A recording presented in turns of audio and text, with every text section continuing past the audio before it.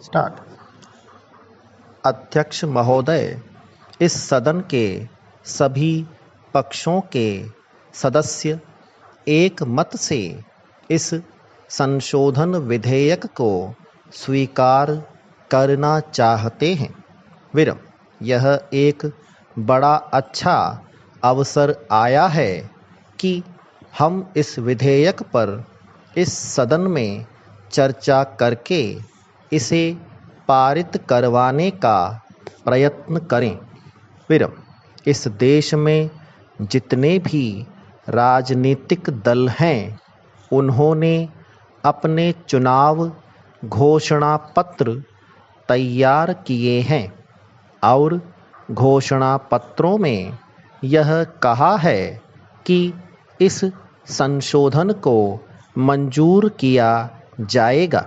विरम, यह गौरव की बात है कि सभी माननीय सदस्य इस बात पर सहमत हैं कि जो पिछड़े वर्ग हैं उनके आरक्षण के लिए, उनके प्रोत्साहन के लिए, उनकी उन्नति के लिए जो कार्य हम इस सदन के माध्यम से कर सकते हैं, उन्हें हमें करना चाहिए। विरम, लेकिन मैं यह निवेदन करना चाहता हूँ कि जहाँ हम इस बात को स्वीकार कर रहे हैं कि हम इस संशोधन विधेयक को मंजूर करें, वहीं दूसरी ओर हम देखते हैं कि पिछड़े वर्ग के संबंध में बनाए गए जो अन्य नियम अधिनियम हैं, वे केवल कागज पर ही दिखाई देते हैं। उनको हम सामाजिक, आर्थिक और राजनीतिक तौर पर मान्यता नहीं दे पाए हैं। विरम, इसलिए यह बहुत ज़रूरी हो गया है कि हम इस विधेयक को मंजूर करें और पिछड़े वर्ग के लोगों को न्याय दिलाएं। पैरा, महोदय, जब संविधान बना था तो संविधान बनाने के पूर्व एक समिति का गठन किया गया था।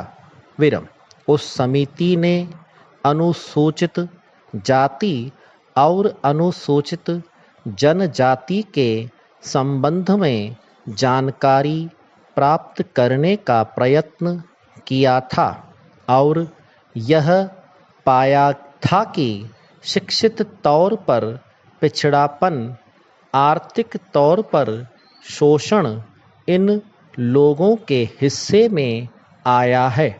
विरम, इसलिए राजनीतिक तौर पर इनको आरक्षण देने की बात करते हैं, लेकिन क्या यह हमारे लिए दुख की बात नहीं है कि इतने साल गुजर जाने के बाद भी हम यह अनुभव करते हैं कि जो पिछड़ा वर्ग है उसको न्याय मिले।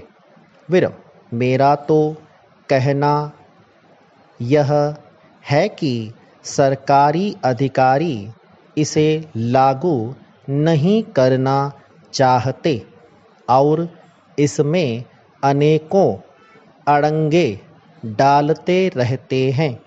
विरम, इतने प्रयास के बाद भी, पूरी कोशिश करने के बाद भी हम उसको न्याय नहीं दे पा रहे हैं। विरम, हम देखते हैं कि जितने आरक्षण के वायदे किए जाते हैं वे पूरे नहीं होते हैं। विरम, इस विषय पर मैं अपने और भी विचार प्रकट करना चाहता था, लेकिन सदन के अन्य सदस्य भी अपने विचार प्रकट करना चाहेंगे, अतः मैं यहीं समाप्त करता हूँ।